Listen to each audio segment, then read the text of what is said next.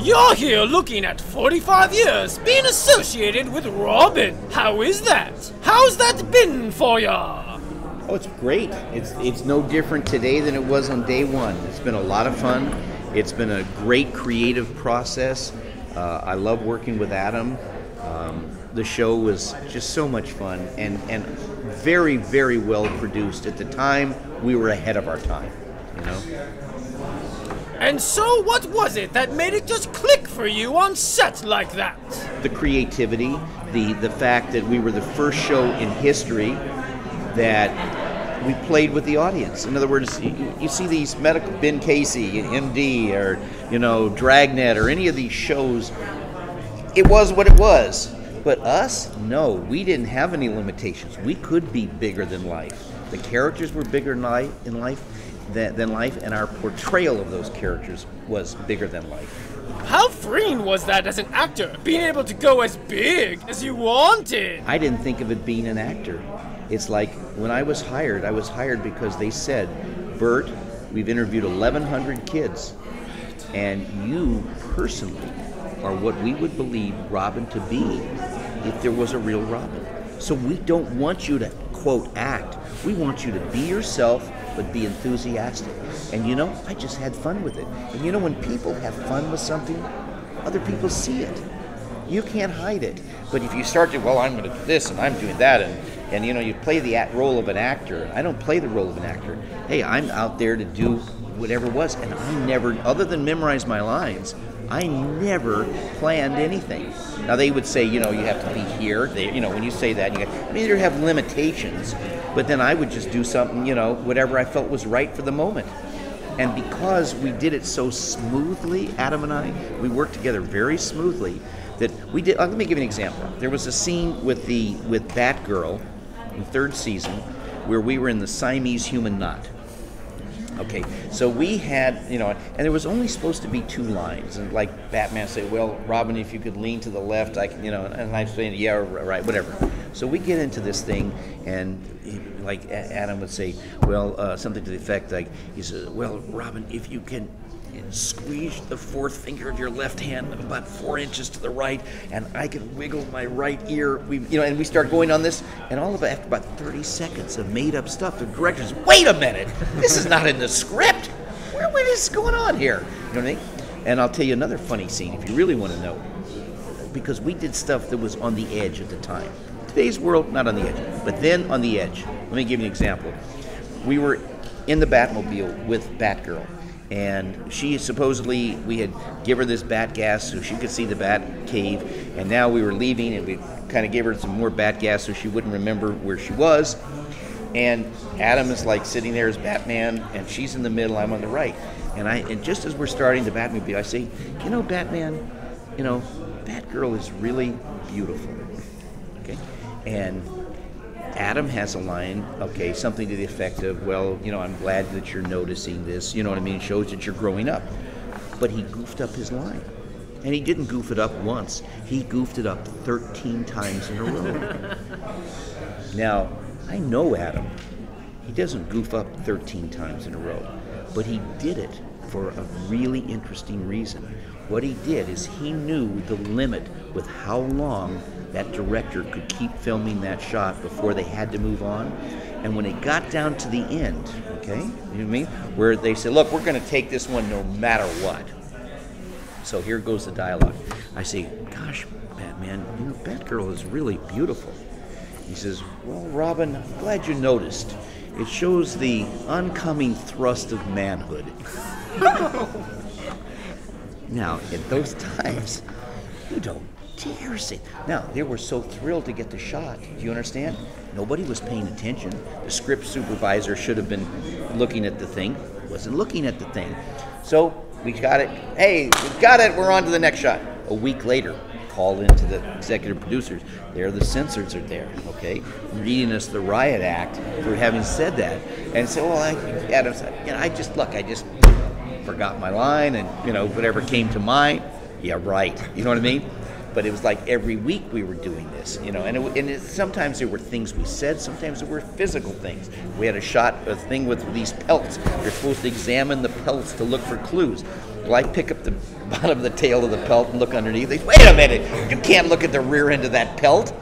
You know, I mean, that's what conservative at that time. Did I read in your book that on your first day on set, you were actually looking around for your stuntman and realized that you were your own stuntman in the Batmobile? Yeah, well, very simply what happened there was the fact that they called me to the set, and I knew we were going to be in the Batcave, and I got in the Batmobile, and I don't know, were you in this talk here? Because I just mentioned that in the thing, where I looked over, and there's Batman, but that's not Adam. What's going on? And I said, you're not Adam. No, I'm a stuntman. Oh, why are you here? Well, it's kind of dangerous. We got to come out of the Batcave at 55 miles an hour, and we have to come right up close to the camera, and we have to make a fast turn, so they hired me to do that because I don't mind getting broken bones. Oh, well, wait a minute. If you're going to get broken bones, maybe I'm going to get broken bones. Excuse me, assistant director, excuse me, please come over. I think there's a mistake here. Oh, what's the mistake, Burt? Well, you've got a stuntman here for Adam, yeah? And I'm sitting here in the Batmobile, and I don't have a stuntman. Oh, yeah, you have a stuntman. Oh, that's good. Where is he? Oh, he said we're having coffee with Adam. Well, why isn't he in the Batmobile here? Because it's supposed to be a dangerous shot. Oh, because he doesn't look like you, Burt. And we have to have you do it because otherwise everybody's going to know it was a stuntman. Well, maybe you should have hired somebody that looked like me. This is a stuntman. See, that's the kind of craziness that went on. And sure enough, come out, the Batmobile makes the turn, my door unexpectedly flies open, knocks the guy sitting on the camera off, knocks some of the stuff off. As I'm falling out, I catch my little finger around the gear shift knob and barely held on from going out because there's a lot of centrifugal force as you're making a fast turn.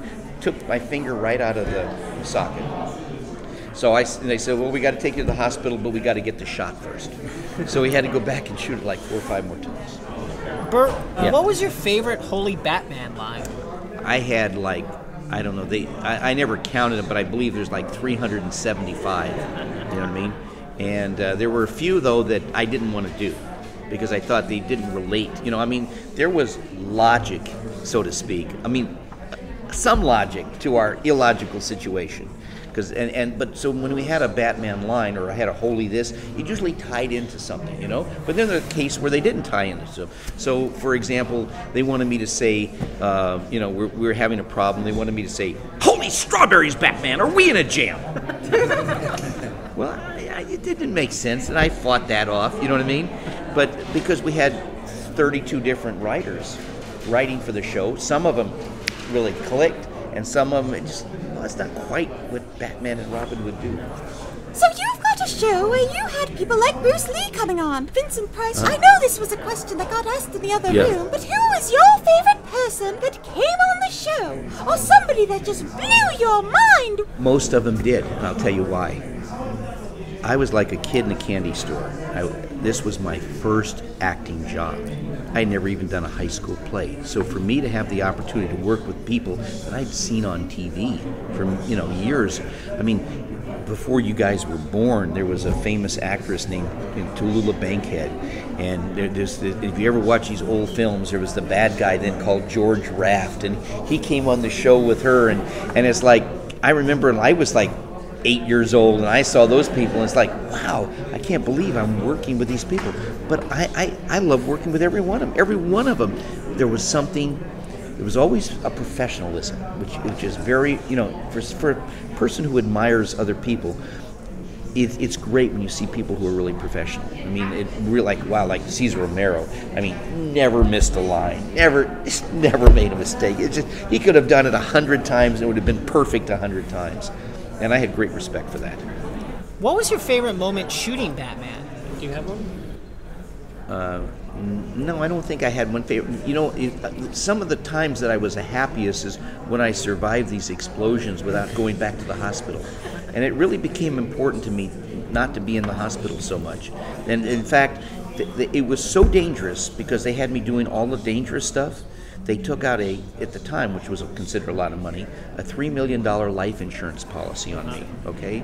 And by the last episode, I swear they were trying to collect on that. They made me do every dangerous thing you could imagine. What was the scariest stunt that went awry? Or something that wasn't even supposed to be a stunt, but turned into one? Oh, so many. One of them, probably one of the scariest ones, I was tied up, and we were supposedly, like in a jail, and that we supposedly had set a fuse, and the stunt guys had said that this is going to be just it's flash powder. Flash powder is very hot.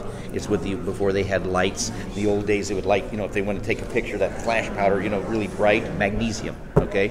And they said, this is going to go straight up, okay? And I was standing, tied up not much farther, maybe another foot away from where you are, and I just had a bad feeling. You know what I mean? When you have a bad feeling about something, I don't like to ruin a shot, but at the moment that I knew it was going to go off, I closed my eyes, and if I hadn't done it, I'd be blind today. 2nd-degree burns on my face. They had to put ice on my face, and they rushed me to the hospital. I'd be blind if I hadn't. Something told me, don't gamble. And your stuntman was over having coffee. Always, yeah. And a very nice guy, but he never got hurt. I was always doing the dangerous stuff. Like, I'll tell you, like another one on the bat boat. And during the talk, Adam was talking about the bat boat. But when we actually shot, it wasn't Adam driving the bat boat, it was that stuntman again. So we're going on the ocean, really out in the ocean, 45 miles an hour. There's a camera boat, where they're shooting off the back of the camera at us like we're coming this way. The camera boat makes a veer turn. What it does is it creates this big wake. And I'm like on the right side or whatever. Oh no, wait, I take it back. I was on the left side, he was on the right side. And all of a sudden, the boat went down, and I went under the water at 45 miles an hour, okay? And it just, the pressure was like tore my face off, it felt like, all right? I was so mad at that stuntman. I almost beat him. Was it the same guy? Yeah, same stunt. Time for one more question, guys. Who else you got? You have an answer. So we read that once you were giving a speech at a college, and while you were there, you got pranked and your costume got stolen. Yeah, by Conan O'Brien. Did he ever apologize for that? No, that's not his nature, I don't think. It did happen. It was Harvard University. I was honored to be the Man of the Year, and I was selected over King Juan Carlos of Spain and some other prominent people. And I don't know why I was selected, but the basis of the selection was, who would you most like to meet? And at the time, this is in 1984, I went there. So yeah, he took the costume, and I had it up on stage as a thing. And they said, we're security, we're going to just hold on to the costume. And then of course they didn't get it, and boy, I raised heck with that, and they finally returned it. But no, that's Conan O'Brien.